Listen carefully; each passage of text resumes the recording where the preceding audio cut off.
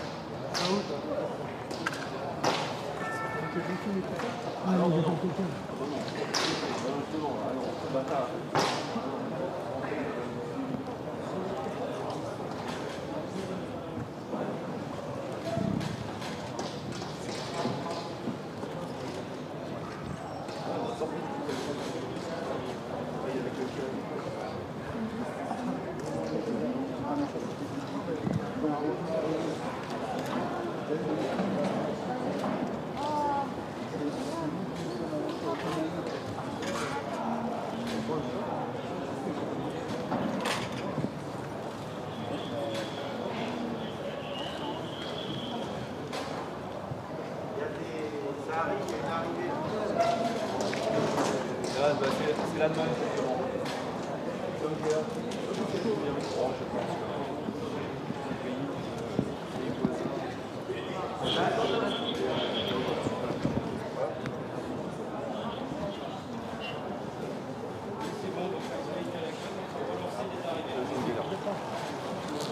C'est l'Allemagne qui arrive.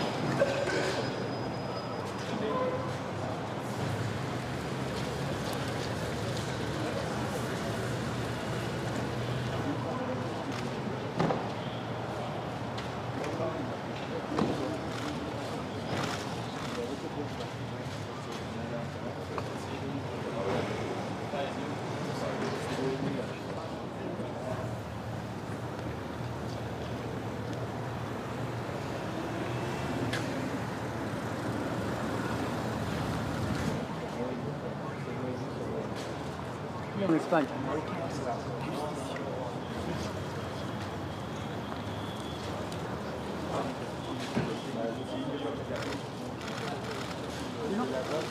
Messieurs, messieurs, Premier ministre, on s'en va.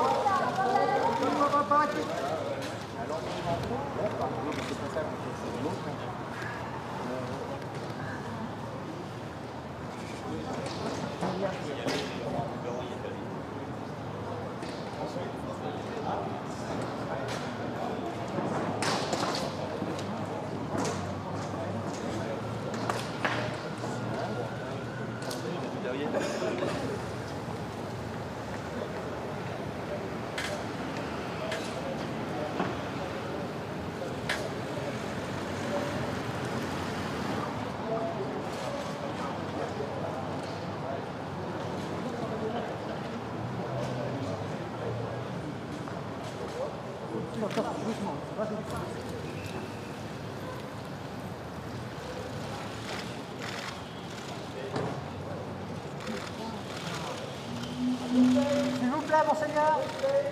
Majesté. Majesté.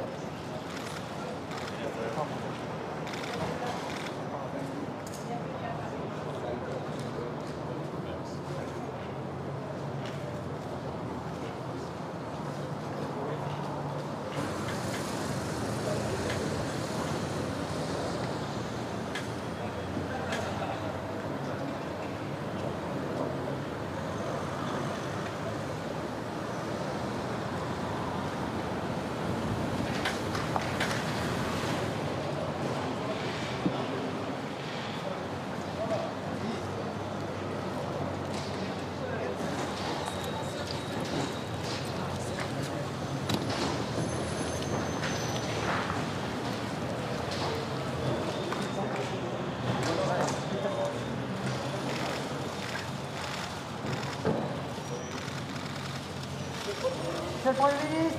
Monsieur Netanyahou. Monsieur Netanyahou. Monsieur Netanyahou.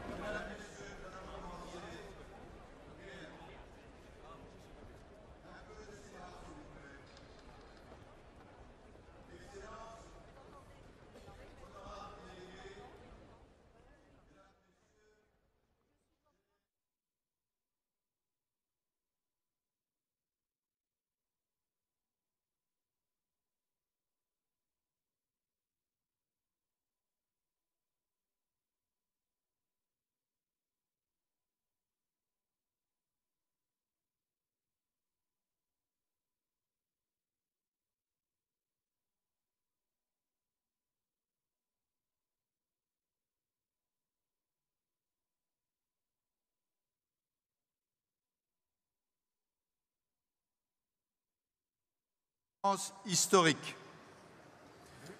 Votre présence ici aujourd'hui témoigne de notre engagement commun à relever le défi du changement climatique. Je donne maintenant la parole à M. Ban Ki-moon, secrétaire général des Nations Unies.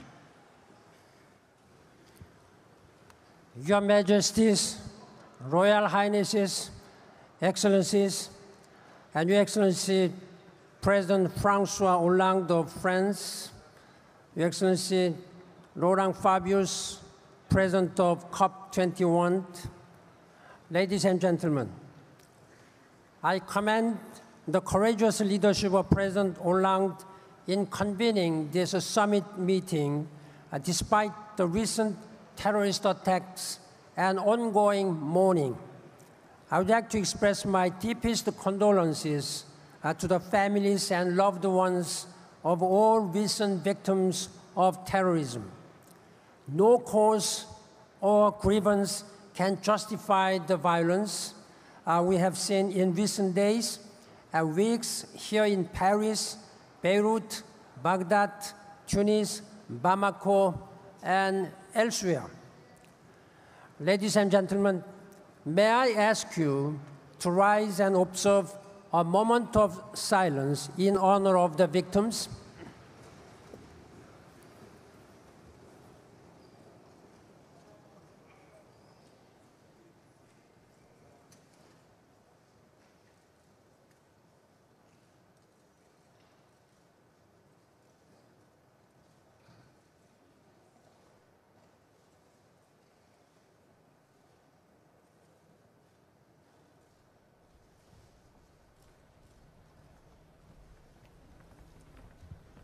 Merci and thank you.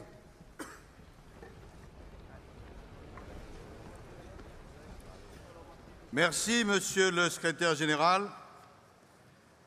J'invite à présent le Président de la République française, François Hollande, à prendre la parole.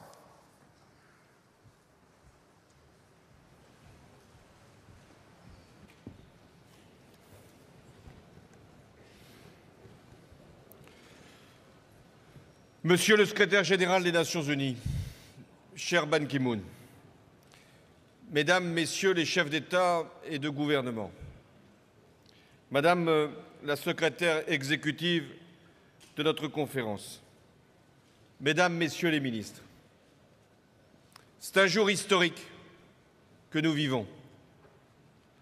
La France accueille 150 chefs d'État et de gouvernement, des milliers de délégués venus de tous les continents. Jamais une conférence n'avait accueilli autant d'autorités venues d'autant de pays.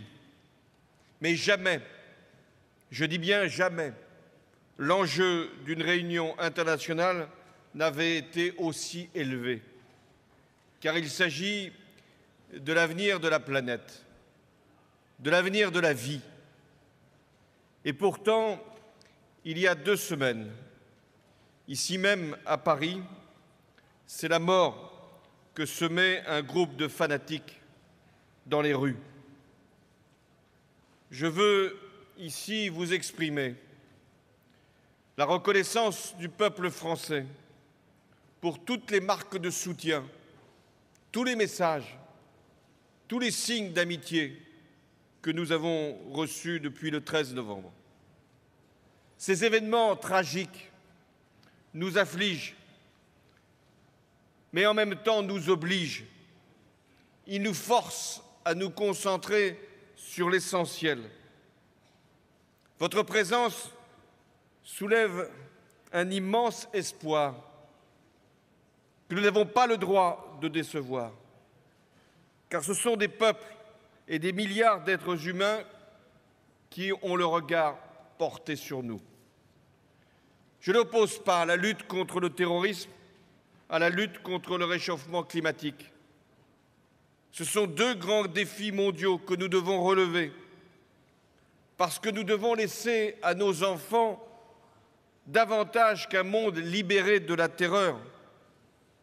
nous leur devons une planète préservée des catastrophes, une planète viable. L'année que nous venons de vivre a été l'année de tous les records. Record de température, record de concentration de CO2, record du nombre d'événements climatiques extrêmes, sécheresse, inondations, cyclones, fonte des glaces, hausse du niveau de la mer, acidification des océans. Les victimes de ces phénomènes se comptent par millions et les dommages matériels par milliards. Aucun pays, aucune région n'est à l'abri des effets du dérèglement climatique. Mais comment accepter que ce soit les pays les plus pauvres, ceux qui émettent le moins de gaz à effet de serre, ceux qui sont les plus vulnérables, qui soient encore davantage touchés? C'est au nom de la justice climatique que je m'exprime aujourd'hui devant vous. C'est au nom de la justice climatique que nous devons agir.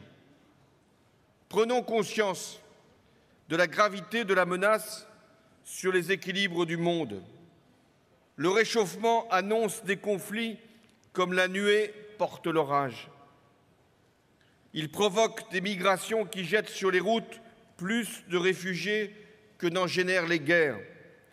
Des États risquent de ne plus pouvoir satisfaire les besoins vitaux de leur population, avec des risques de famine, d'exode rural ou d'affrontement pour accéder à ce bien de plus en plus rare qui s'appelle l'eau. Oui, ce qui est en cause avec cette conférence sur le climat, c'est la paix. Et pourtant, une espérance s'est levée avec la préparation de la COP 21. La communauté internationale s'est dotée en septembre dernier d'un agenda complet à travers les objectifs de développement durable qui ont été adoptés lors de l'Assemblée générale des Nations unies, et je veux en féliciter le secrétaire général Ban Ki-moon. 190 États, c'est-à-dire la quasi-totalité des pays de la planète, ont formulé des plans d'action pour réduire les émissions de gaz à effet de serre et s'adapter au dérèglement climatique. Et puis tous les acteurs de la société mondiale, les collectivités locales, les entreprises, les investisseurs, les citoyens de toutes les grandes régions se sont également engagés pour le climat. À cette prise de conscience, à cette mobilisation s'ajoutent les progrès fulgurants réalisés dans les énergies propres et renouvelables qui ouvrent la perspective d'une économie non carbonée. Alors, pour réussir cette conférence, la France a jeté toutes ses forces et mobilisé l'ensemble de son gouvernement, à commencer par le ministre des Affaires étrangères, Laurent Fabius, qui va présider cette conférence. J'ai moi-même visité les régions les plus affectées par le changement climatique. J'en suis revenu avec la même conviction que nous devons assurer un développement durable et équitable sans pour autant compromettre les ressources limitées de notre planète. Telle est l'équation que nous avons à régler ensemble pendant cette conférence. J'ai voulu que les chefs d'État et de gouvernement du monde entier soient rassemblés dès le début de nos travaux, pour donner à cette conférence un souffle et une ambition à la hauteur de l'enjeu. Car le 12 décembre, un accord doit être trouvé à Paris. À quelles conditions pourra-t-on estimer que c'est un bon accord, que c'est un grand accord, que c'est un accord qui correspond véritablement à l'attente des peuples et pour longtemps? Il y a 3 conditions pour que nous puissions dire que la conférence de Paris sera ou ne sera pas un succès.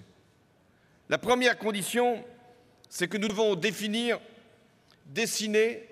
une trajectoire crédible permettant de contenir le réchauffement climatique en dessous des 2 degrés Celsius ou même 1,5 degré si c'est possible.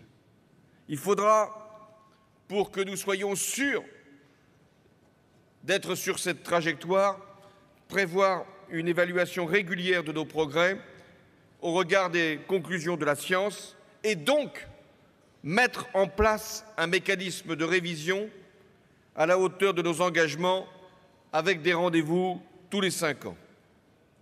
La deuxième condition, c'est que nous apportions aux défis climatiques une réponse solidaire.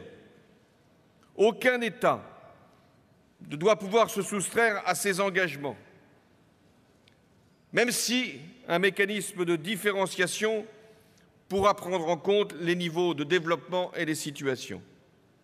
Aucun territoire ne doit être laissé seul face au dérèglement climatique, et notamment les pays les plus vulnérables. Je pense à ces îles qui peuvent, à brève échéance, purement et simplement disparaître. Et je veux ici en être leur porte-parole, parce que c'est la biodiversité et la diversité même de la planète qui sont en cause. Tirons-en les conclusions. L'accord doit être universel, différencié et contraignant. Les pays développés doivent assumer leurs responsabilités historiques. Ce sont eux qui ont émis pendant des années le plus de gaz à effet de serre. Les pays émergents doivent accélérer leur transition énergétique. Les pays en développement doivent être accompagnés dans leur adaptation aux impacts climatiques. D'où la nécessité de dégager des financements pour faciliter les transferts de technologies.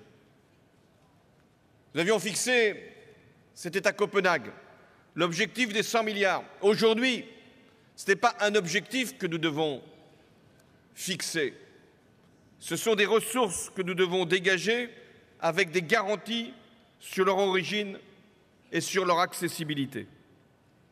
Enfin, la troisième condition pour qu'il y ait un accord à Paris, c'est que toutes nos sociétés, dans leur grande pluralité, diversité, se mettent en mouvement. L'ensemble des dirigeants locaux, des investisseurs, des acteurs économiques et sociaux, des citoyens et même des grandes consciences, des religions, tout ce qui contribue à ce qui façonne l'esprit public mondial, tout ce mouvement doit comprendre que la donne a changé. Là est la clé pour relever le défi climatique. Je veux rendre hommage à cet instant à tous les pionniers de la cause écologique, à tous les précurseurs qui, il n'y a pas si longtemps, devaient affronter l'incrédulité ou le dédain pour leurs alertes et leurs propositions. En quelques années, les esprits ont profondément évolué. Les entreprises et les acteurs financiers, hier réticents, sont désormais prêts à s'engager et à modifier leur comportement. Faut-il encore leur envoyer les signaux indispensables?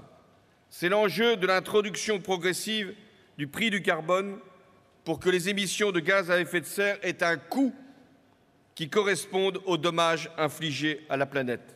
Et pour que les choix d'investissement soient peu à peu modifiés afin que toutes les technologies puissent être accessibles à tous. Mesdames et Messieurs les chefs d'État et de gouvernement, pour résoudre la crise climatique, je vous le dis franchement, les bons sentiments, les déclarations d'intention ne suffiront pas. Nous sommes au bord d'un point de rupture. Paris doit être le départ d'une profonde mutation. Nous ne pouvons plus considérer la nature comme un vulgaire et inépuisable réservoir de ressources destiné à notre seul et plein accomplissement.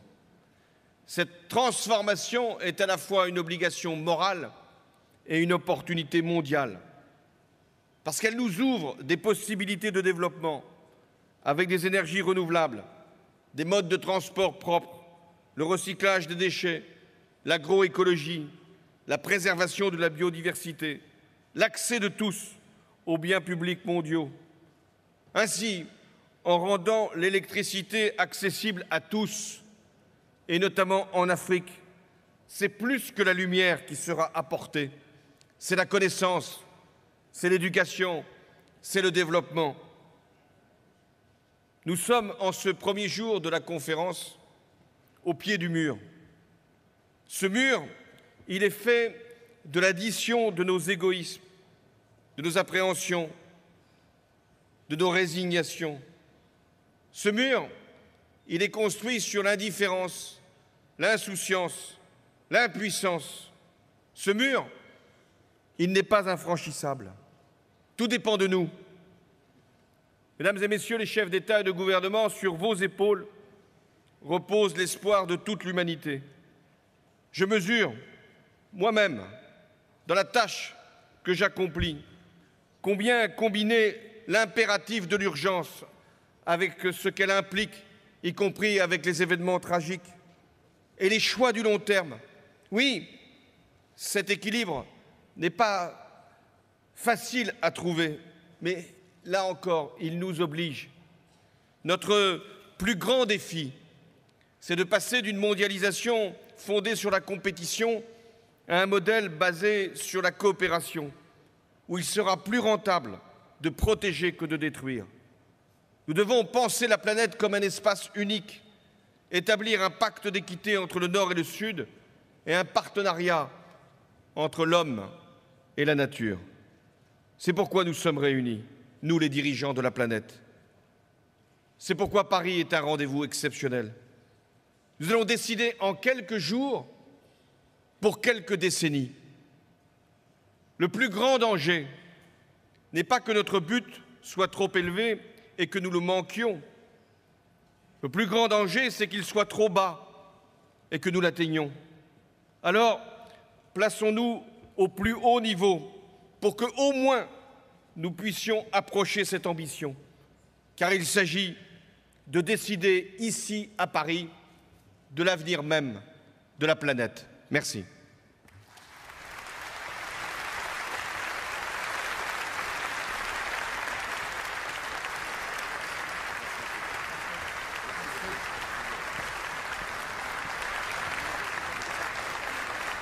Merci, Monsieur le Président. J'invite à présent le secrétaire général des Nations Unies à prendre la parole.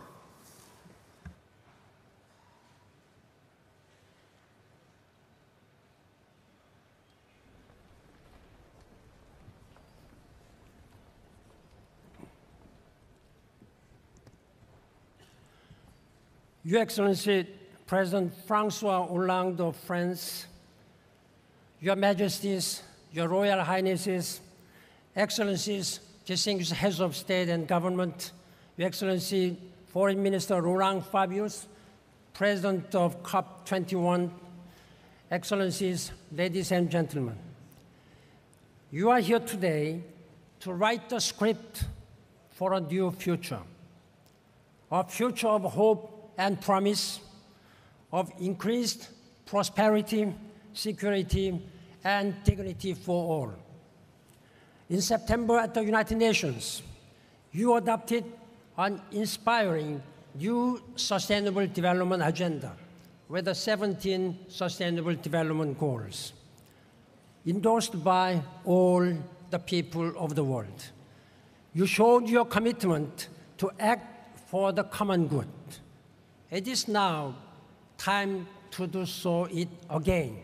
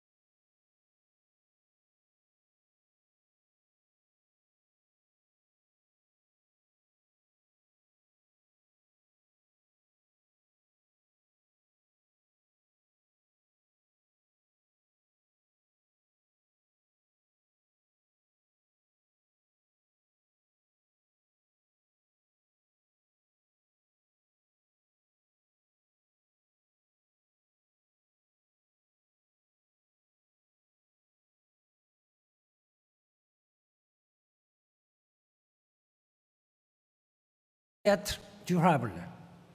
Il doit envoyer un message clair au marché, leur faire comprendre que le passage à une économie mondiale peu polluante est inévitable, bénéfique et qu'il est déjà en cours. Il doit proposer un projet à long terme qui soit sous-tendu par la cible de moins de 2 degrés Celsius et qui reconnaisse l'impératif d'un renforcement de la résilience. La marge de manœuvre des petits États insulaires en développement est encore plus étroite. C'est pourquoi il conduit le reste du monde de contenir la hausse de la température à 1,5 degré. Deuxièmement, l'accord doit être dynamique. Il doit pouvoir s'adapter aux changements qui se produisent dans l'économie mondiale sans qu'il soit nécessaire de le renégocier continuellement. Il est possible et souhaitable que les nombreuses dispositions de l'accord soient traitées de manière différente en fonction des situations sans que l'action collective en pâtisse. L'accord doit préserver l'équilibre entre le rôle moteur des pays développés et les responsabilités croissantes des pays en développement qui varient selon leurs moyens et leur niveau de développement. Excellencies, ladies and gentlemen, the third requirement for success is an agreement that embodies solidarity with the poor and most vulnerable. It must ensure sufficient and balanced adaptation and mitigation support for developing countries. Fourth, the agreement must be credible. Current ambition must be the floor, not the ceiling, for future efforts. 5-year cycles, beginning before 2020, are crucial. All countries should agree to move toward quantified economy-wide emission reduction targets over time with flexibility for developing countries with a limited capacity. Developed countries must keep their promises to mobilize $100 billion a year by 2020. The same amount should serve as the floor for post-2020 finance commitments. A new agreement must also include a single transparent framework for measuring, monitoring, and reporting progress. And countries with low capacity should receive flexibility and support so they can meet requirements for this new system. Distinguished heads of state and government, excellencies, ladies and gentlemen, this is a pivotal moment for the future of your countries, your people, and our common home, our planet. You can no longer delay. Let me be clear. The fate of a Paris Agreement rests with you. The future of your people, the future of the people of the world, the future of our planet world is in your hands. We cannot afford indecision, half measures, or merely gradual approaches. Our goal must be a transformation. The transition has already begun. Enlightened investors and innovative businesses are striving to create a climate-friendly economy, but they need your help and your vision in accelerating this essential spirit and essential shift. The peoples of the world are also on the move. they have taken to the streets in cities and towns across the world in a mass mobilization for change. We have seen such mass mobilization in New York in 2014, last year. We have seen, despite the security concerns, many citizens coming out to the streets, sending their voices to the leaders. I sincerely hope that you listen very carefully, sincerely, to the voices and aspirations of our people. I met with several key civil society groups yesterday. It is clear to me that they have come to Paris filled with energy and emotion, and that they expect each and every one of the leaders of this world today who are here today to show your leadership equal to the test. You have the moral and political responsibility for this world and for us and succeeding generations. History is calling. I urge you to answer with courage and vision, and I count on your strong leadership and commitment to make this world better for all. Merci beaucoup. Thank you very much.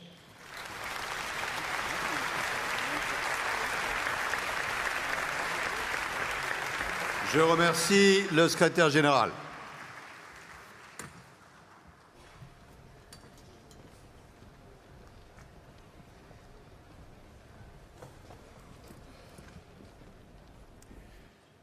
Monsieur le Président de la République française, Monsieur le secrétaire général des Nations unies, Mesdames et Messieurs les chefs d'État et de gouvernement, Mesdames et Messieurs les délégués, la semaine dernière, sachant que j'allais présider cette COP 21, toutes les personnes que j'ai rencontrées m'ont posé la même question.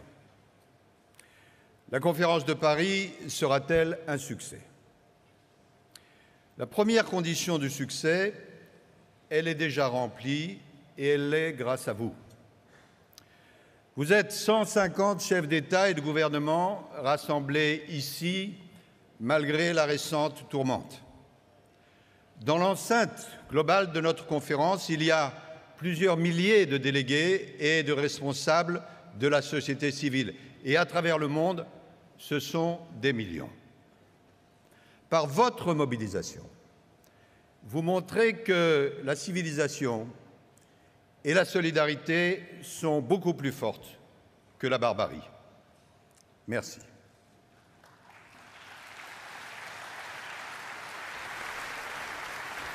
La deuxième condition du succès, j'ai confiance qu'elle sera également remplie. Nous avons voulu réunir pour le climat, ici, les acteurs non gouvernementaux de la planète, les villes, les régions, les entreprises, les organisations non gouvernementales, les forces sociales et économiques et les particuliers. En lien avec l'ONU, dont le secrétaire général s'est totalement mobilisé, le déroulement de cette conférence a été construit dans cet esprit. Les décisions des gouvernements sont évidemment fondamentales, mais celles des acteurs non gouvernementaux le sont aussi.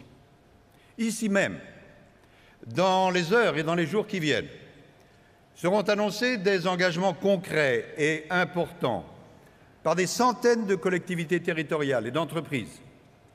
Des initiatives très puissantes seront lancées, par exemple, notamment en ce qui concerne le domaine des technologies nouvelles, de l'innovation, en ce qui concerne l'énergie solaire, en ce qui concerne le prix du carbone. Toutes ces actions sont prometteuses pour la lutte contre le changement climatique. Une lutte qui est à la fois une contrainte vitale et une opportunité essentielle pour un développement durable qui doit concilier l'économie, l'éthique et l'écologie. Reste, Mesdames et Messieurs les chefs d'État et de gouvernement, la troisième condition du succès, et c'est la plus difficile.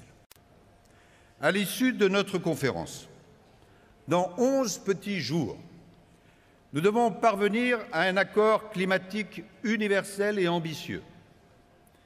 Cet accord, selon les formules convenues, devra être différencié, juste, durable, dynamique, équilibré, juridiquement contraignant, et il devra faire en sorte qu'à l'horizon 2100, la température du fait des émissions de gaz à effet de serre ne s'élève pas de plus de 2 degrés, voire 1,5 degré par rapport à l'ère pré-industrielle. Chacun de ces termes renvoie à des dispositions précises, vous le savez, sur lesquelles, dans le passé, nous n'avons pas pu totalement conclure. Et c'est l'enjeu des discussions que vos ministres et vos négociateurs vont avoir. Il nous faudra ne pas perdre notre temps dans des débats de procédure. Il nous faudra traiter la substance elle-même et trouver ensemble des solutions. Comme président de cette COP 21, je devrais être à l'écoute de chacun, impartial, et agir pour un compromis ambitieux. Plusieurs signes sont très encourageants. La prise de conscience, d'abord, qu'un accord est indispensable a beaucoup progressé, stimulé par le constat que 2014 a été l'année la plus chaude jamais enregistrée et que 2015 sera pire encore. Les travaux des scientifiques, auxquels il faut rendre hommage, établissent désormais de façon incontestable à la fois le diagnostic et le pronostic. L'engagement de grandes autorités spirituelles et religieuses est très fort et celui des gouvernements, en général, va dans le bon sens. En témoigne le nombre des contributions nationales des États, ce qu'on appelle en anglais INDC. À ce jour, 184 INDC ont été publiés, représentant plus de 95% des émissions mondiales de gaz à effet de serre. Certes, elles diffèrent par leur ambition, mais le fait même que la quasi-totalité des pays ait accompli cette démarche montre une évaluation remarquable.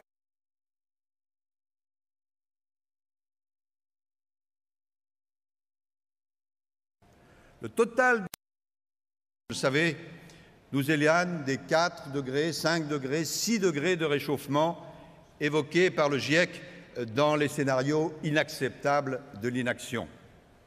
Mais cela ne suffira pas pour rester sous les 1,5 degré ou 2 degrés maximum. D'où le caractère absolument crucial des mécanismes de rendez-vous périodiques et d'amélioration que nous pourrons, je l'espère, inclure dans notre accord final. Je veux insister aussi sur l'aspect suivant. Un accord climatique mondial, ce n'est pas une exigence que les pays développés imposeraient aux pays en développement. C'est une exigence universelle à laquelle nous devons répondre. La solidarité climatique doit encore progresser, la mobilisation des financements et des technologies en faveur des pays du Sud également. L'accord de Paris doit être aussi un pacte pour la justice et contre les inégalités.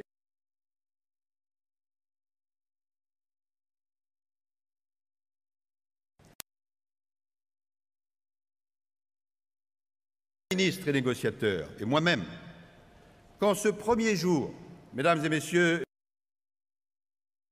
l'impulsion politique indispensable et que vos interventions soient si fortes qu'elles interdisent toute autre issue que le succès. Mesdames et messieurs les chefs d'État et de gouvernement, à nos amis marocains, de même que nous l'avons reçu de nos amis péruviens qui ont accompli un exceptionnel travail. Mais en cette année 2015, il y a urgence. Les gaz à effet de serre continuent en effet de s'accumuler dans l'atmosphère au point d'aboutir, si rien n'était fait ou pas assez vite, à une situation irréversible. Ici, maintenant, à Paris, il existe, chacun le sent, un momentum particulier. C'est à cette conférence-ci que la COP de Durban, en 2011, a confié expressément la tâche de parvenir à un accord. La COP 21 doit être un basculement, un tournant. Bien sûr, tout ne se résoudra pas à Paris, mais on ne résoudra rien sans Paris. Et en cet instant, j'ai dans ma mémoire et dans le cœur les récits et les visages que j'ai croisés tous ces derniers mois en préparant la COP. Je me rappelle, au Bangladesh, cette femme âgée qui était très fatiguée et très digne, qui avait dû déménager 9 fois à cause des inondations et qui m'a demandé si la COP 21 allait changer cela. Je me rappelle au Grand Nord, cet ingénieur qui m'a montré les écroulements apocalyptiques de la banquise et leurs conséquences. J'ai encore dans les yeux, à Cochabamba, ce paysan bolivien pleurant les dégâts entraînés par le non-respect de la terre-mère et qui espère pouvoir nous faire confiance. Et en Afrique, cette jeune femme, car ce sont les femmes et les pauvres qui sont les premières victimes, décrivant l'assèchement spectaculaire du lac Tchad et ses incidences funestes. De nos réponses, de nos engagements, ici, va dépendre leur vie et celle de centaines de millions de nos frères et sœurs en humanité. Mesdames et Messieurs les chefs d'État et de gouvernement, à l'entrée de cette salle, là-bas, vous avez peut-être vu ou vous verrez en levant les yeux une très grande photographie. Elle symbolise l'enjeu de notre conférence. Sur le côté gauche de la photographie, il y a un arbre qui a perdu toutes ses feuilles, qui sont remplacées par des sacs plastiques. C'est une sorte de squelette dans un environnement devenu inhumain. À droite de la photo, il y a au contraire le portrait d'un enfant harmonieux qui est en train de s'éveiller. Et au milieu, il y a un papillon qui porte l'espoir. Eh bien, nous en sommes là.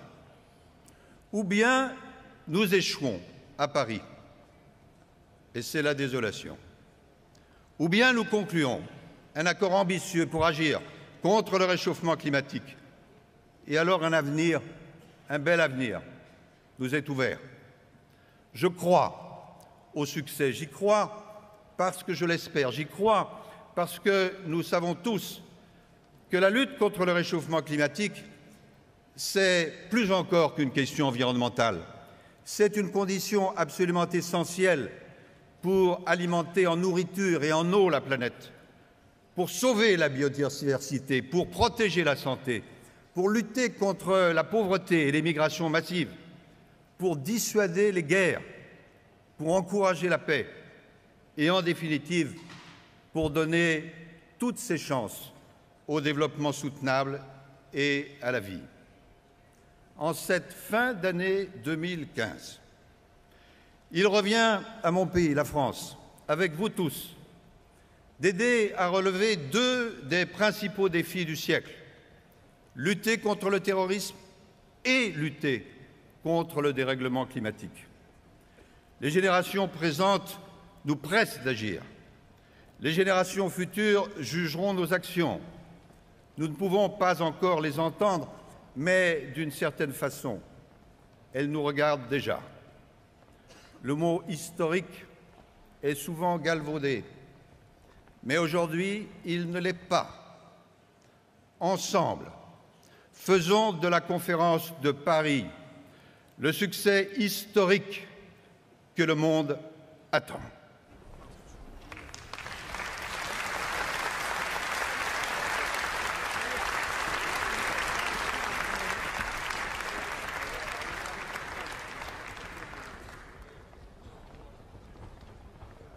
Mesdames et Messieurs, nous voici arrivés au terme de cette cérémonie d'ouverture. Je vais inviter l'ensemble des chefs d'État et de gouvernement à se diriger à côté de cette salle plénière où nous sommes attendus pour une photo de groupe. Après cette photo officielle, j'inviterai les chefs d'État et de gouvernement avec leurs délégués à se rendre dans les salles plénières, Seine, ici ou Loire, où ils sont attendus pour prononcer leur allocution. Je remercie beaucoup ceux d'entre vous qui ont accepté de présider successivement ces séances plénières tout au long de la journée. La rencontre de haut niveau des chefs d'État et de gouvernement reprendra à midi précise. Merci.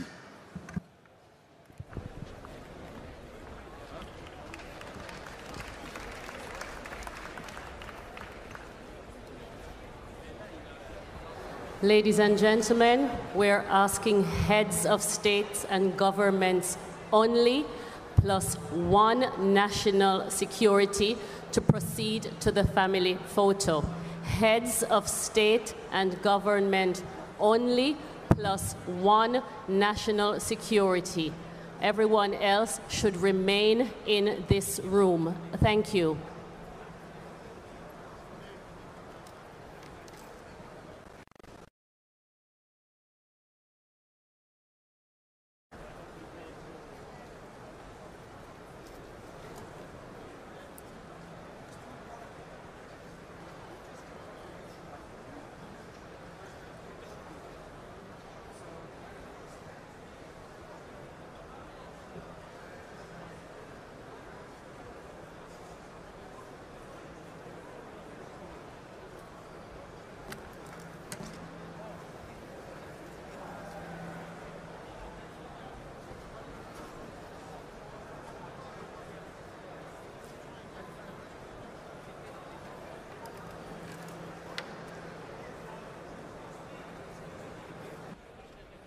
Ladies and gentlemen, the family photo, heads of state and government only, plus one national security, should proceed through the door. No one else will be allowed. Thank you.